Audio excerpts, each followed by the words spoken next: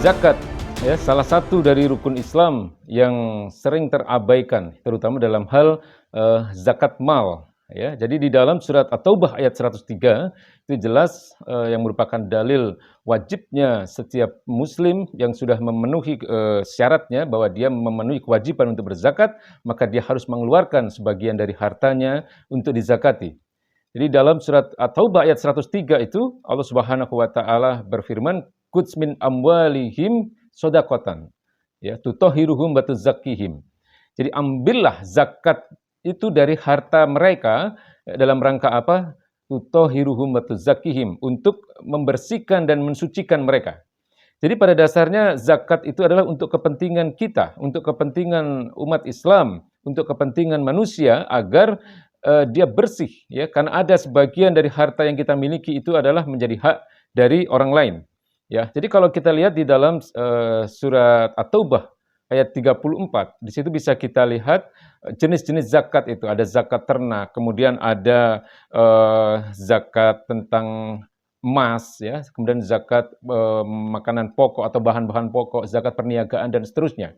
Tapi intinya di sini adalah bahwa seorang yang sudah terkenai wajib zakat, ya, seorang muzaki itu adalah dia harus beragama Islam, kemudian dia merdeka, dia bukan hamba sahaya, dia bukan seorang budak, dia bukan seseorang yang berada di dalam tekanan, ya, kemudian memiliki kepemilikan yang sempurna dari harta yang dia miliki itu, kemudian memenuhi nisab dan haulnya. Ya, nisab ini adalah batasan jumlah harta yang terkenai oleh zakat tadi. Ya, jadi misalnya untuk binatang ternak, ya, untuk unta, ketika seseorang sudah memiliki 40 ekor unta, maka dia terkena kewajiban untuk menzakatinya dengan 1 ekor. Ya, untuk sapi, ya, 30 ekor, dia sudah terkena kewajiban untuk memberikan zakatnya berupa 1 ekor sapi. Atau untuk kambing, ya, ketika seseorang memiliki 100 ekor kambing, maka dia sudah terkena kewajiban untuk menzakatinya dengan 1 ekor kambing. Atau kalau dalam hal kepemilikan emas misalnya, maka ketika seseorang sudah memiliki harta berupa emas ini sebesar nisabnya yaitu sekitar 93,6 gram, ya, atau kalau perak adalah sekitar 200 dirham, ya, atau sekitar 624 gram, ya, maka ketika kepemilikan itu sudah mencapai haulnya, sudah mencapai jangka waktu kurang lebih 1 tahun, maka harus dikeluarkan zakatnya sebesar 2,5%. Ya, jadi ini zakat mal, ya, yang kadang sering terlupakan, kadang sering terabaikan, ya. Lalu tentang zakat fitrah, saya kira ini sudah sangat familiar, ya, di tengah-tengah kaum muslimin. Ya, baginda Nabi besar Muhammad SAW dalam satu hadis yang diriwayatkan oleh Bukhari Muslim pernah menyatakan, ini dari Ibnu Umar radhiyallahu anhuma. Ya, beliau mengatakan bahwa baginda Nabi besar Muhammad SAW itu mewajibkan setiap kaum muslimin untuk membayar zakat fitrah sebesar 1 sok atau kurang lebih sekitar 3,1 liter, ya, yang berupa makanan pokok atas setiap jiwa, ya, yang baik itu laki-laki maupun wanita. Ya, jadi untuk hal yang seperti itu maka diwajibkan untuk dikeluarkan zakat fitrahnya. Nah, lalu siapa yang wajib untuk berzakat fitrah ini? Yang pertama adalah jelas, ya, adalah beragama Islam. Ya, kemudian yang kedua adalah dia menjumpai waktu wajibnya berzakat itu, yaitu adalah di dalam bulan Ramadan sebelum memasuki 1 Syawal. Jadi kalau ada seorang bayi yang lahir pada bulan Ramadan, ya, menjelang 1 Syawal misalnya, maka dia sudah terkena untuk kewajiban dizakati zakat fitrahnya itu. Atau sebaliknya, kalau ada seorang bayi yang lahir, ya, setelah berakhirnya bulan Ramadan, maka dia tidak dikenai wajibnya untuk membayar zakat fitrah ini. Ya. Kemudian syarat yang ketiga adalah yang bersangkutan mempunyai harta yang melebihi kebutuhan dirinya maupun kebutuhan keluarganya ataupun kewajiban terhadap orang-orang yang dinafkahinya. Ya, jadi kalau dia mempunyai harta yang cukup untuk dirinya, harta yang cukup untuk keluarganya, dan harta yang cukup untuk orang-orang yang harus dinafkahinya, ya orang-orang yang menjadi kewajiban untuk dinafkahinya pada malam hari raya, ya atau pada siang harinya pada hari raya itu, maka dia sudah terkena sebenarnya kewajiban untuk membayar zakat fitrah itu. Kemudian waktu untuk membayar zakat fitrah ini, ya yang penting adalah masih berada di bulan Ramadan. Ya, jadi jangan sampai memasuki atau terbenamnya ya matahari sehingga sudah memasuki 1 Syawal, maka ini sudah tidak merupakan waktu yang diperbolehkan untuk membayar zakat fitrah itu. Lalu kemudian kepada siapa ya zakat fitrah ini diterimakan atau siapa yang berhak menerima zakat ini bisa kita lihat di dalam surat Taubah ayat 60. Ya, di dalam surat At-Taubah ayat 60 itu jelas bahwa zakat fitrah ini diperuntukkan yang pertama adalah lil fuqara, ya untuk orang-orang fakir, kemudian yang kedua adalah wal masakin untuk orang-orang miskin, kemudian yang ketiga adalah wal amilin 'alaiha. Jadi para petugas zakat itu sendiri. Kemudian yang keempat adalah wal mu'allafati qulubuhum.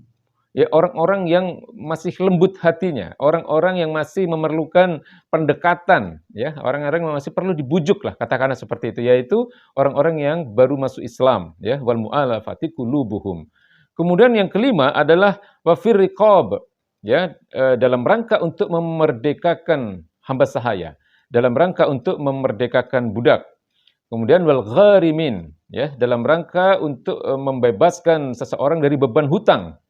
Ya, kemudian wa fis sabilillah, ya, diperuntukkan bagi orang-orang yang sedang berjihad ya, di jalan Allah, sedang berperang di jalan Allah dalam rangka meninggikan kalimat-kalimat Allah. Kemudian yang terakhir adalah wa benis sabil, ya, orang-orang yang berada dalam perjalanan, ya, dengan kata lain orang-orang yang musafir. Ya, dari kedelapan golongan inilah mereka adalah orang-orang yang berhak untuk menerima zakat fitrah ini. Ya, faridatun minallah. Jadi ini adalah suatu ketetapan yang telah diwajibkan oleh Allah Subhanahu wa taala. Ya, jadi upayakan jangan abai lah ya, jangan lalai terhadap zakat ini khususnya adalah zakat mal. Ya, kalau untuk zakat fitrah mungkin insya Allah kita sering ingat ya, tidak lupa lah untuk membayar zakat fitrah. Tapi untuk membayar zakat mal ini juga merupakan satu kewajiban besar yang merupakan salah satu dari rukun Islam. Ya, jadi dalam satu riwayat yang sahih, Abu Bakar As-Siddiq radhiyallahu anhu, sahabat Nabi yang mulia, beliau pernah menyatakan perang terhadap beberapa kelompok masyarakat yang ada di dalam kepemimpinannya. Ya, sebagai seorang khalifah yang menggantikan baginda Nabi besar Muhammad SAW dalam rangka untuk menggantikan tugas-tugas kenabian, Abu Bakar As-Siddiq harus menghadapi satu arus opini besar, ya, satu arus penolakan terhadap wajibnya membayar zakat ini dari kelompok-kelompok masyarakat yang beliau pimpin. Ya. Lalu dengan tegas Abu Bakar As-Siddiq menyatakan perang terhadap mereka. Ya, beliau menyatakan perang terhadap kelompok-kelompok masyarakat yang menolak membayar zakat ini ya, dengan alasan karena baginda Nabi besar Muhammad SAW sudah tidak ada. Ya, jadi orang-orang yang menolak membayar zakat ini menyatakan mereka sudah tidak lagi wajib untuk membayar zakat karena baginda Nabi besar Muhammad SAW sudah tiada, sudah wafat. Ya, maka Abu Bakar As-Siddiq menyatakan perang terhadap mereka, lalu beliau menyebut perang tersebut dengan nama Harbur Riddah, perang melawan orang-orang murtad. Jadi Abu Bakar As-Siddiq itu sudah menyatakan bahwa orang-orang yang tidak mau membayar zakat, mereka itu sebenarnya sudah murtad. Mereka sudah keluar dari Islam. Ya, meskipun kemudian kebijakan Abu Bakar As-Siddiq ini dipertanyakan oleh sahabat Nabi yang lain, yaitu Umar bin Khattab radhiyallahu anhu. Umar bertanya kepada Abu Bakar As-Siddiq, "Ya Abu Bakar, apakah engkau tetap akan memerangi mereka sementara mereka masih melakukan sholat?" Ya, lalu apa yang disampaikan oleh Abu Bakar As-Siddiq? Beliau menjawab pertanyaan Umar ini dengan mengutip surat Al-Baqarah ayat 85. Beliau katakan, afatu'minuna bi ba'dil kitab wa takfuruna bi ba'd. Apakah engkau akan mengingkari atau apakah engkau akan mengimani sebagian isi kitab ini, maksudnya isi Al-Qur'anul Karim, lalu kemudian engkau mengingkari sebagian yang lain? Ya, karena apa? Karena zakat itu adalah salah satu ibadah yang merupakan satu kewajiban di dalam Islam yang terintegrasi dengan ibadah-ibadah yang lain. Jadi mengingkari satu syariat, mengingkari satu kewajiban, mengingkari satu ayat dari Al-Qur'anul Karim, seseorang itu sebenarnya sudah keluar dia dari Islam. Maka itulah yang dinyatakan oleh Abu Bakar As-Siddiq. Afatu'minuna bi ba'dil kitab wa takfuruna bi ba'd. Apakah engkau akan mengimani sebagian isi kitab ini? Apakah engkau akan mengimani sebagian isi Al-Qur'an dan kemudian mengingkari sebagian yang lain? Ya. Jadi jangan lalai terhadap wajibnya membayar zakat, karena kewajiban membayar zakat sama saja ya dengan kewajiban sholat, kewajiban puasa, kewajiban haji dan seterusnya.